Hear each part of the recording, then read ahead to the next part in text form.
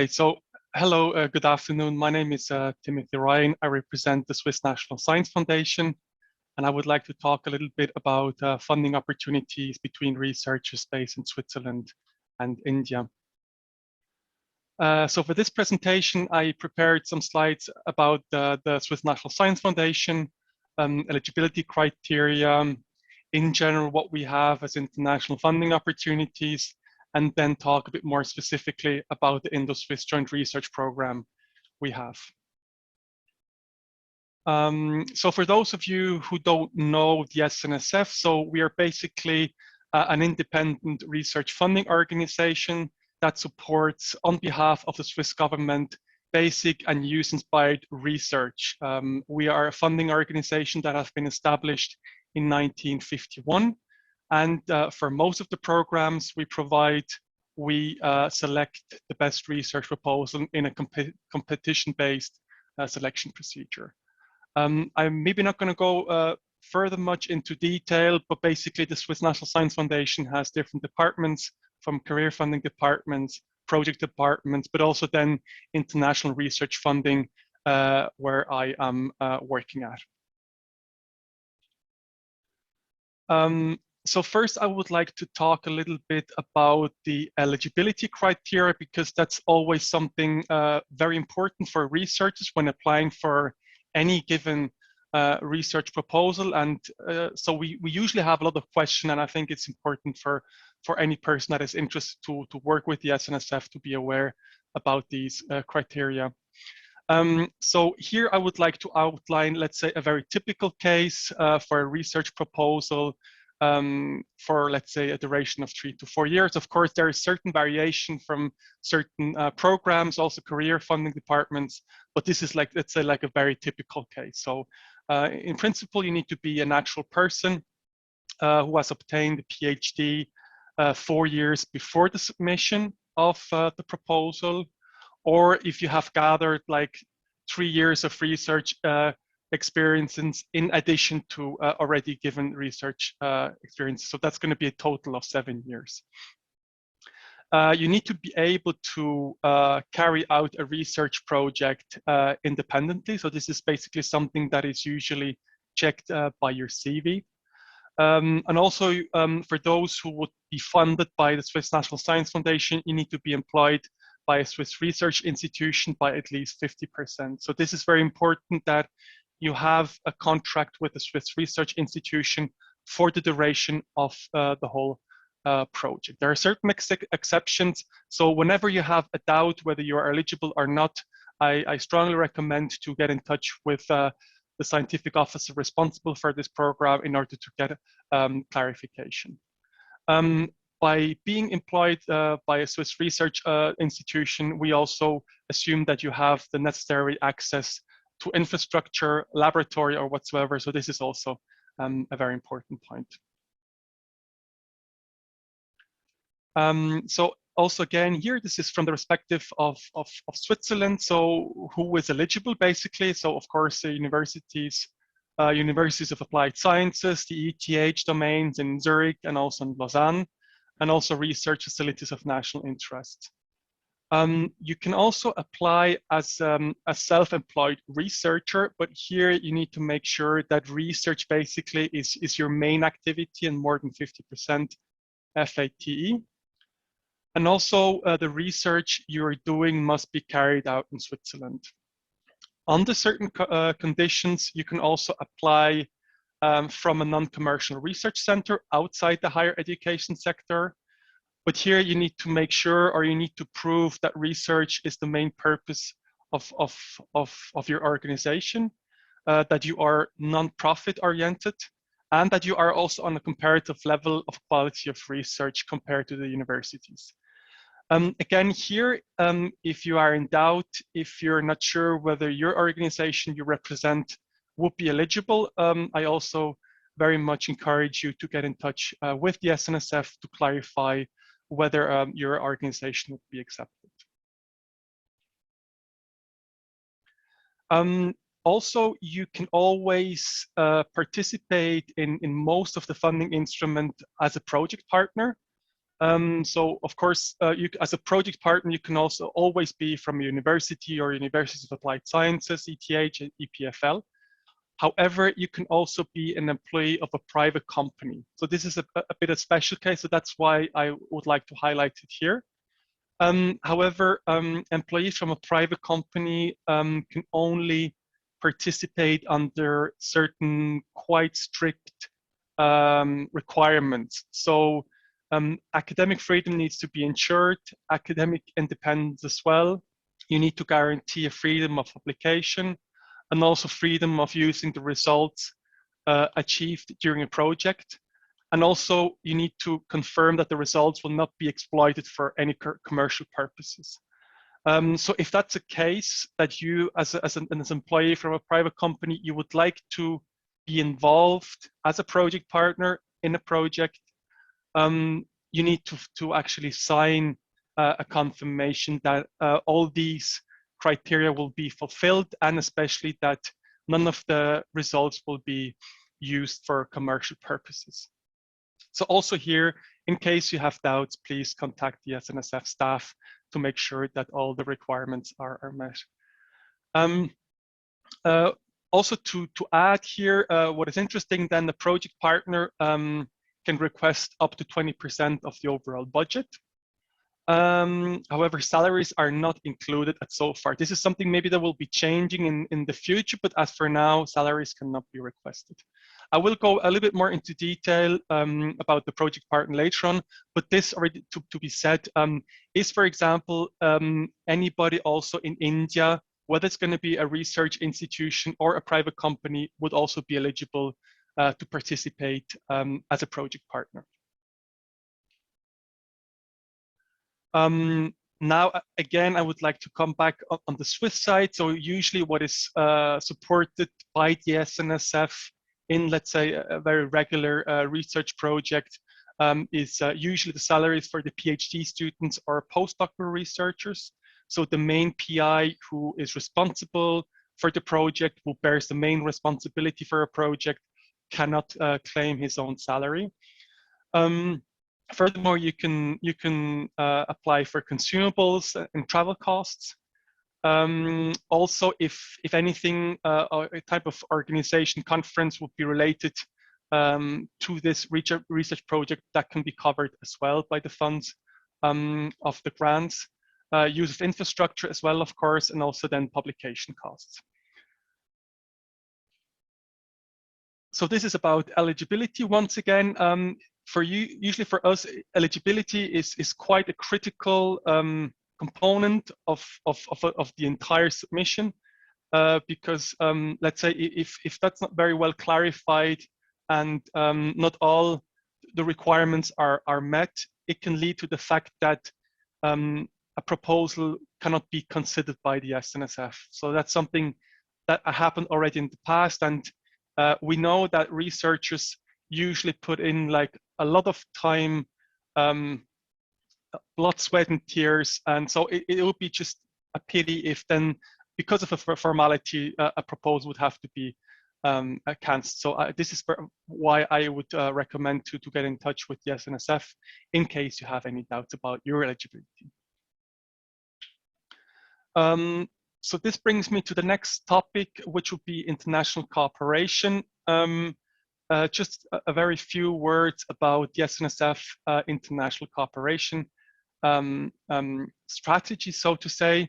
So with our funding instruments, funding scheme, we would like to facilitate and optimize global science collaboration and exchange, make sure to promote fostering cross-border collaboration with the benefits of researchers based in Switzerland.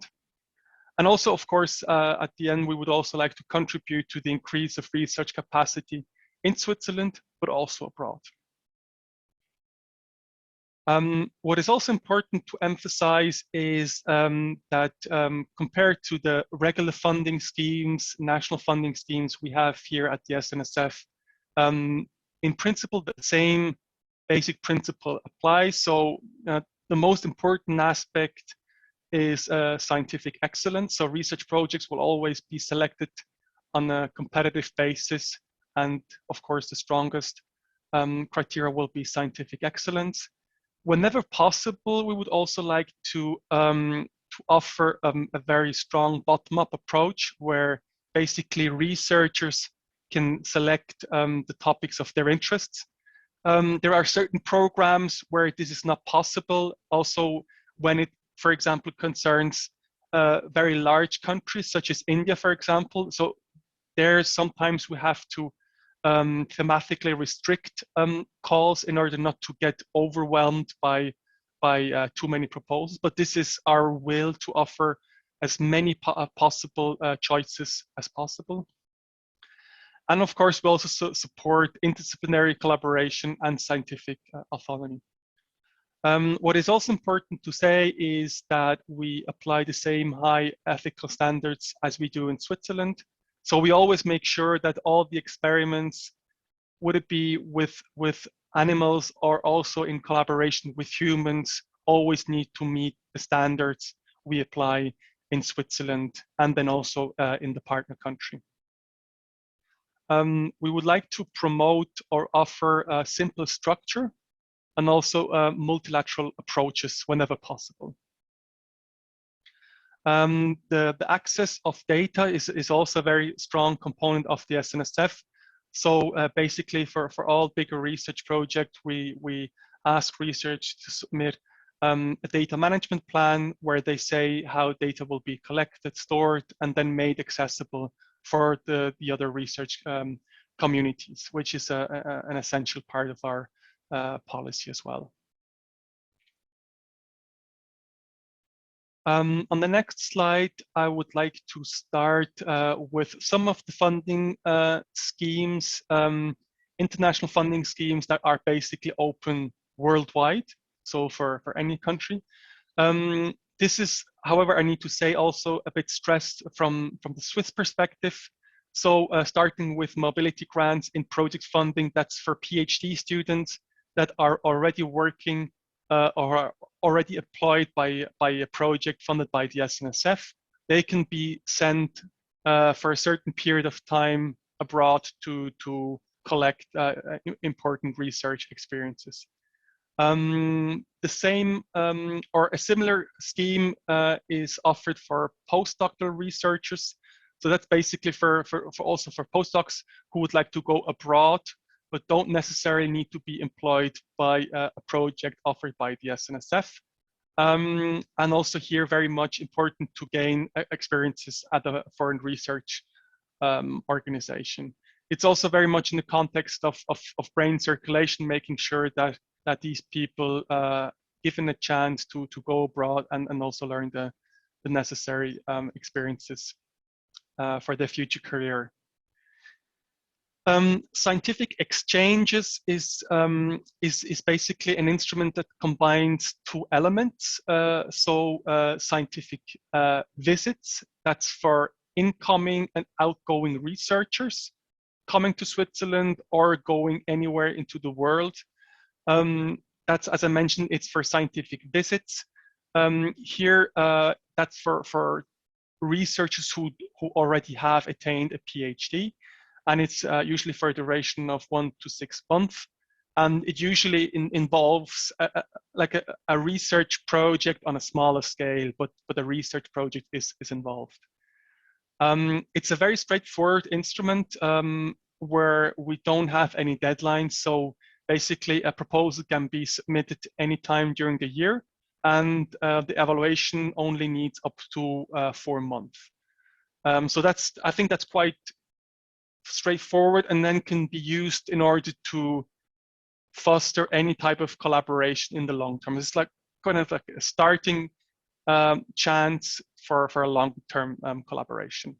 So this is the visit, and in the same instrument we also have the events for research events, so to say, in Switzerland, inviting researchers from anywhere in the world to gather, also in respect to a specific topic. And usually these events are between 2 and 5 days, but they need to be organized in Switzerland.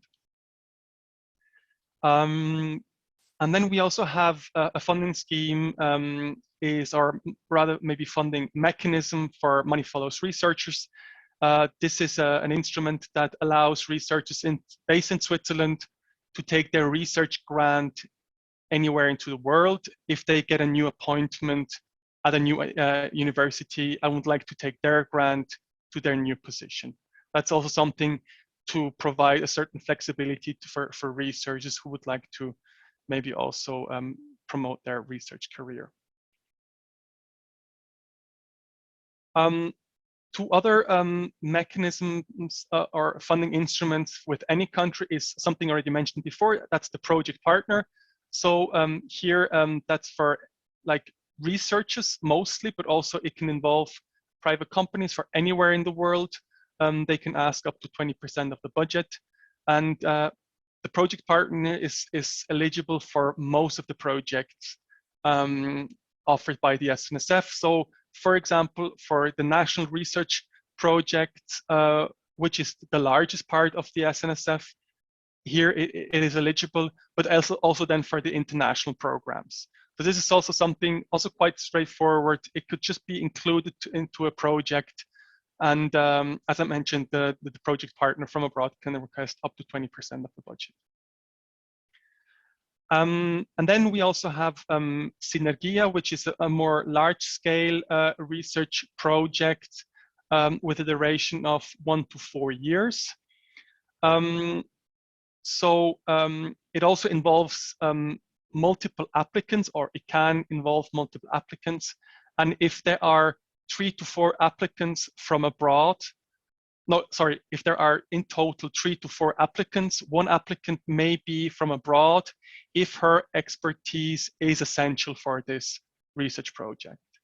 So this is something that needs to be proven, but this is also quite a good opportunity for foreign researchers to collaborate with researchers based in Switzerland.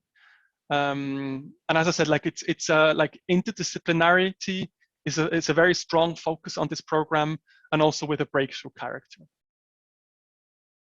And then we also have like a specific instrument, which is called the bilateral programs. We also have for specific countries. So let me continue with these bilateral programs. So this is a program that has been initiated by the Swiss Confederation in order to strengthen scientific cooperation between Switzerland and non-European countries that show a high and promising research potential. So the background of this funding scheme is a bit that Switzerland, like from a historical point of view, had like very strong ties with, of course, European countries, with the United States, with Canada. So the federal government decided that we also should start supporting research collaboration with promising countries that show like a high potential for research collaboration. So on this basis, the BRICS countries have been chosen together with Japan, South Korea, and Vietnam. So Brazil, Russia, India, China, and South Africa. And so with all these, sorry, not all, but with most of these countries, we maintain bilateral calls. And maybe I can change to the next slide. So within these bilateral programs, we fund joint research projects. So for our understanding, a joint research project is basically a project where researchers from Switzerland and from the respective partner country together work on a specific research question. The Swiss part is always covered, the costs are being covered by the SNSF, while the counterpart in the partner country will then be covered by a sister organization of the SNSF. The duration of a joint research project is usually 3 to 4 years and includes the eligible cost I outlined earlier on. So basically the salary for PhD students or postdocs, consumables, travel costs, so these kind of things. On the Swiss side, these projects are usually supported with a maximum amount of 350,000 Swiss francs for a duration of 4 years. When it comes to the partner country, that's always something that needs to be decided by the respective partner organization because they need to apply their own standards. But in principle, we have matching funds, meaning that the counterpart also can engage with the more or less the same resources in terms of number of PhD students, postdocs, and so on. So as I mentioned, we have several countries that are gathered under these bilateral programs, and with India, we have this Indo-Swiss joint research program, and in the past we have already launched bilateral calls with the Department for Biotechnology, the Ministry of Earth and Sciences, and the Indian Council of Social Science Research. So with the latter two partners, we have just closed a call recently, and we're currently doing the evaluation procedure. And for sure, next calls will be launched as well. For now, we don't have any specific information on how or when that's going to be. But in any case, if we launch another call with India or with any country, these calls are usually then communicated in our newsletter. So if you are interested to participate in one of these calls, I highly recommend to subscribe for our newsletter, where all of these calls then will be announced. So this brings me to the end of my presentation, and I'll be happy to answer your questions.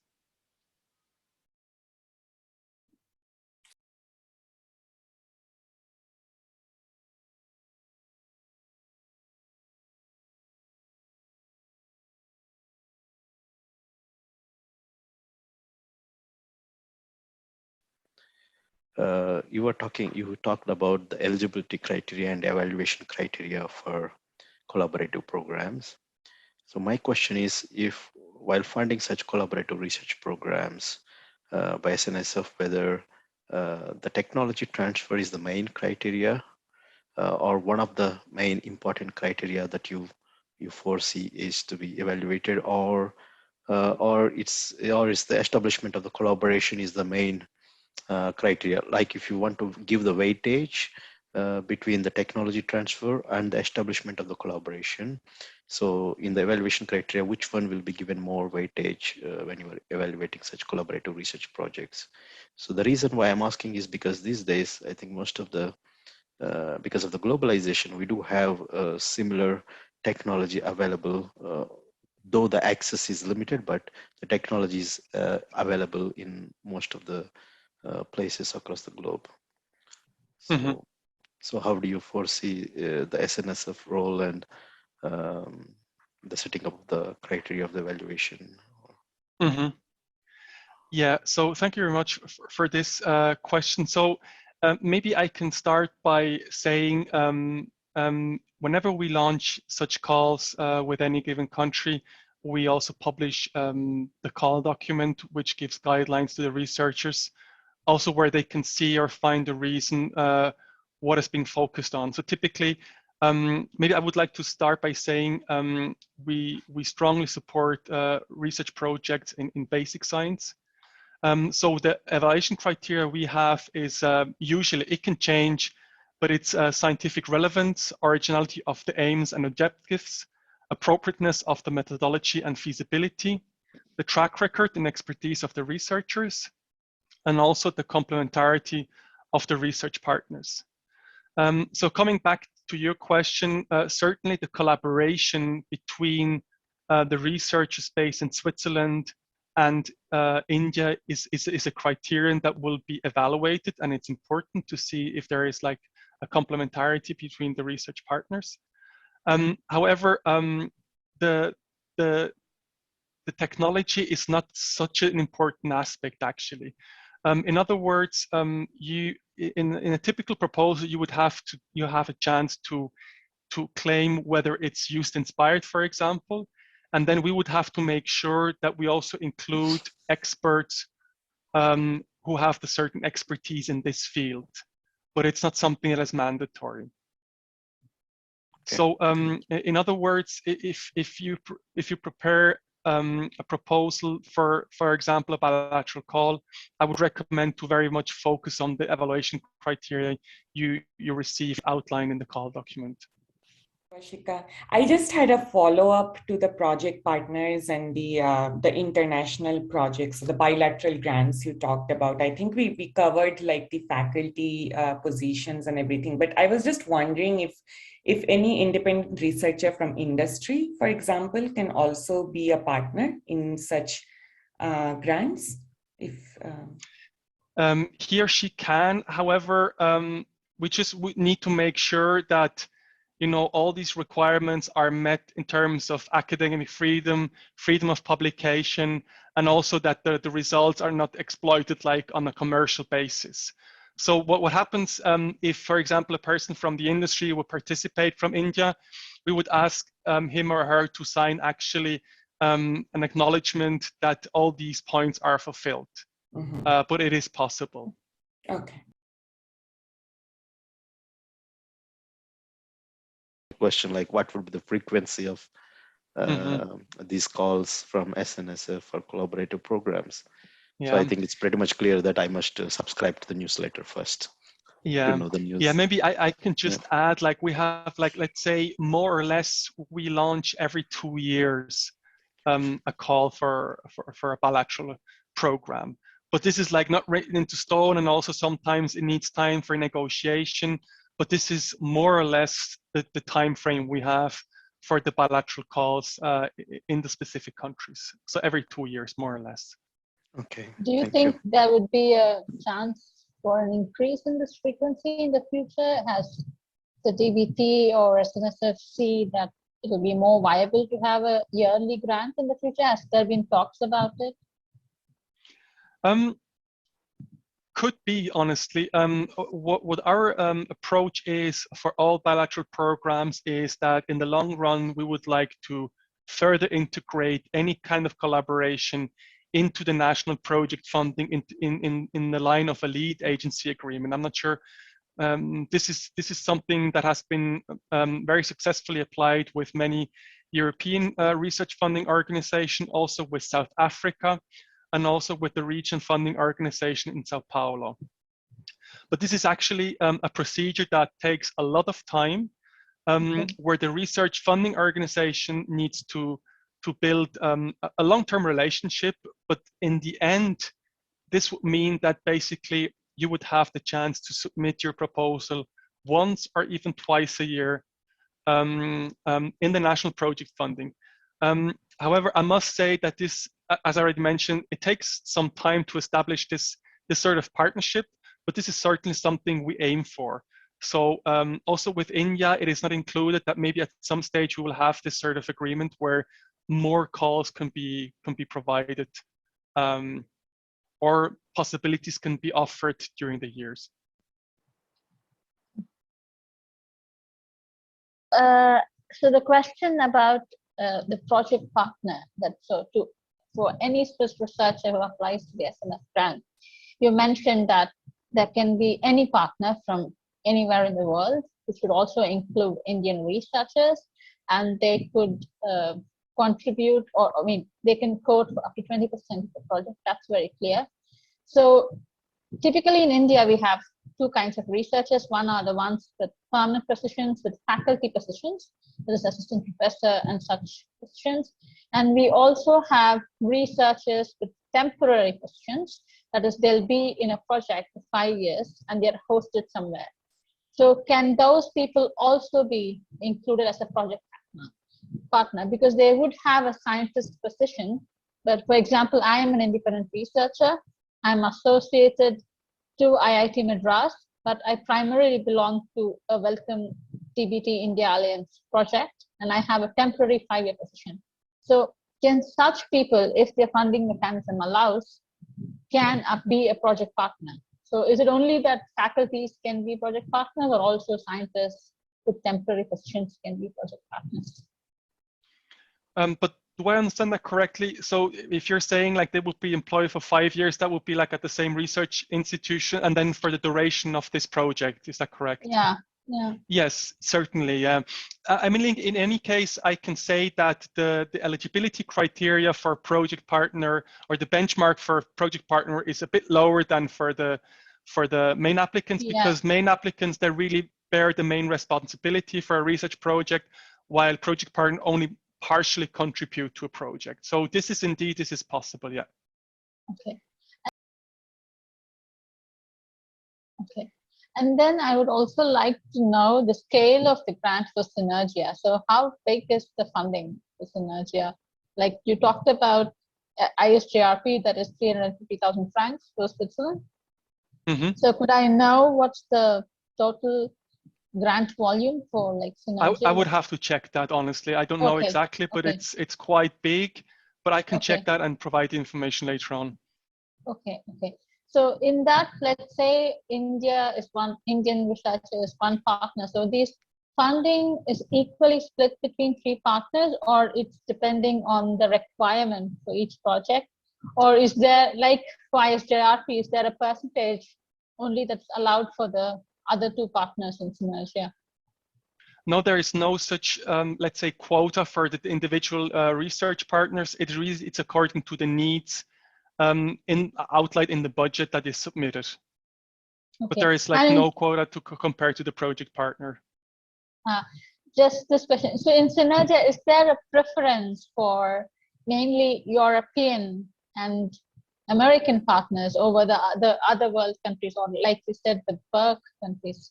Is there like, is the first preference given to like Canadian or American collaborators than, let's say, India or Japan, or, you know? Yeah, no, we don't have any of this separation. It's really, but here I guess I would like to stress that it's really, so a partner from abroad can be included if his or her expertise is essential for this research project. And I understand that in India, there are like a lot of scientists who are like very, have specific knowledge on specific topics. So of course, there it will make totally sense to include these research people. However, you need to prove that it is like essential for the project. But otherwise, we don't make any specific, requirements, or we don't make any, let's say, favorization of certain countries or whatsoever. So Sinergia is not an international grant, is it? You said 2 or 3 partner groups can apply for Sinergia. Is it that, but it's not an international call, or is it an international call? It's not as such, no. So the main idea for Sinergia is to have like an instrument that supports interdisciplinary research that also has a breakthrough character. So in other words, we are not, or we wouldn't, label it as a pure international project. It just opens up a door, a possibility for collaboration with other countries. But otherwise, like the pure or the main criteria is interdisciplinarity and breakthrough. Okay, so it's more on the scientific aspect rather than anything to do with country, provided there is somebody who can provide the same potential in Switzerland. The partner in India probably, or from another country, would not have a preference, right? That's what you're asking. For example, yeah. Prove. Yeah. Yeah, exactly. Okay.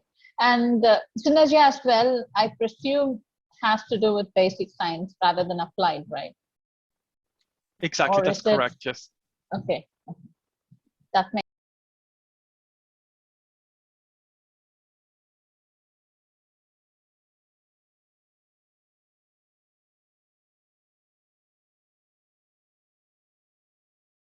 makes sense. So one another question I had was about the short or mid-term travel fellowships, where you said you accept applications throughout the year.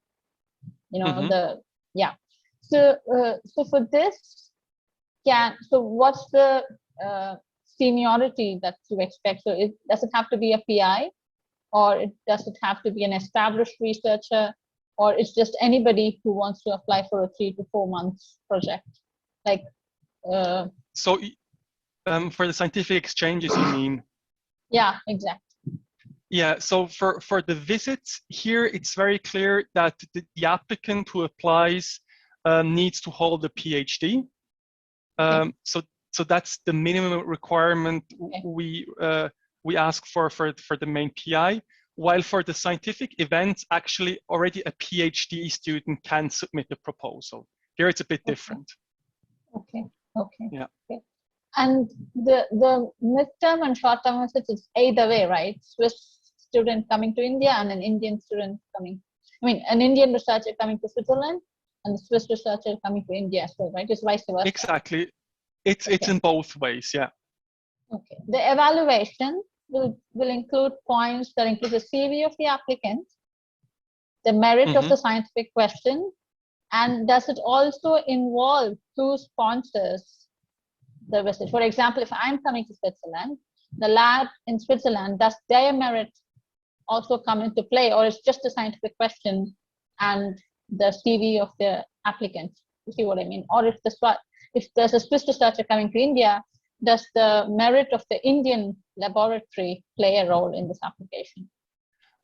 So maybe I can start by saying, so it is not like, it's not compared to the other instruments where there is like a competitive selection. It's more of a plausibility check to see whether our formalities have been fulfilled, where we also check the CVs, where we also check the research proposals. And this is something actually which is done by the staff members of the SNSF.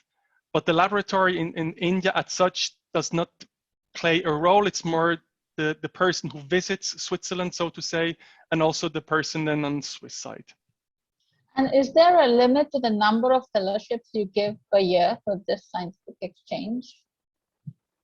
I think you cannot have more than, well, this is something I need to check. Okay. But I think you cannot have more than one at a time. No, it's not for the person applying. I just wanted to know the turnover. Let's say there are 20 people applying per year to SNF. How many out of them, like, do you guys have a limit? Like, I'm going to give only 10 fellowships per year or 20 fellowships per year. Okay. No, okay. it's for now.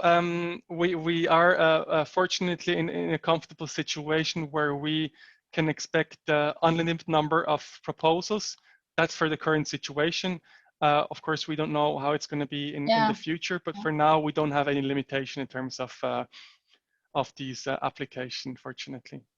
So this would probably be one of the promising opportunities to establish or ignite a new collaboration between two. Yeah. Indeed. Okay. Yeah. So it is, because it is straightforward. It is quite simple in terms of what is required, and also the success rate is quite high, quite promising. Okay. So it is something that is much appreciated by researchers all around the world. And as you mentioned, it's a good starting point then for any type of future collaboration. That's